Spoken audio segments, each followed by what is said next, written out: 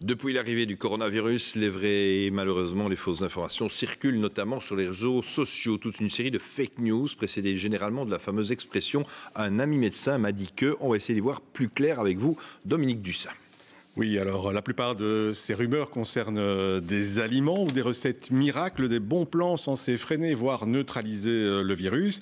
Alors il y en a toute une série qui sont d'ordre alimentaire. En fait, une des rumeurs concerne les aliments qui permettraient de renforcer l'immunité du corps. On parle beaucoup de l'ail, des champignons, de la viande de bœuf ou des agrumes. Eh bien, tout ceci est faux. Aucun aliment ne détruit le virus et si l'on a une alimentation bien équilibrée, normale, il n'y a pas besoin de prendre par exemple de la vitamine C en surplus. Aucun aliment ne renforce l'immunité si on a une alimentation normale.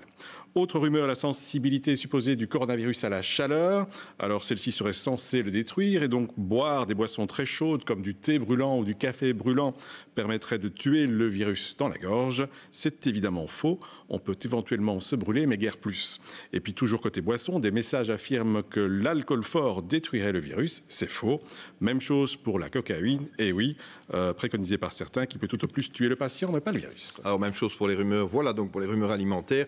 Il y a d'autres rumeurs aussi, Dominique. Ben oui, effectivement, les réseaux sociaux ne manquent jamais d'imagination pour nous offrir de fausses nouvelles. On a vu par exemple que les barbus étaient invités à se raser pour éviter que le virus ne s'accroche dans les poils et ne remonte jusqu'à la bouche ou le nez. C'est évidemment faux, sinon il faudra aussi se raser le crâne. On dit aussi que l'épidémie sera freinée par l'arrivée des beaux jours et du printemps. Mais malheureusement, comme le virus n'est pas sensible à la chaleur, c'est faux.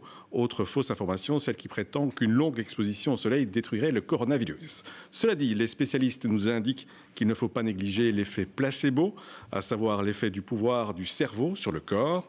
Même si scientifiquement un aliment n'a aucune influence sur le virus, le fait d'y croire peut avoir un effet positif. Si vous êtes par exemple persuadé qu'en buvant un jus d'orange frais le matin, vous allez améliorer votre immunité, eh bien faites-le.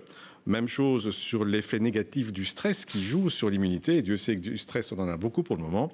Alors du coup, si allez vous promener, prendre un peu d'air frais en solitaire, pas en groupe, ou du soleil vous fait du bien au moral, eh bien ça fera indirectement du bien à votre santé.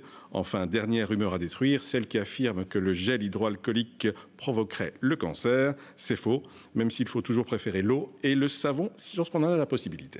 Merci, Dominique.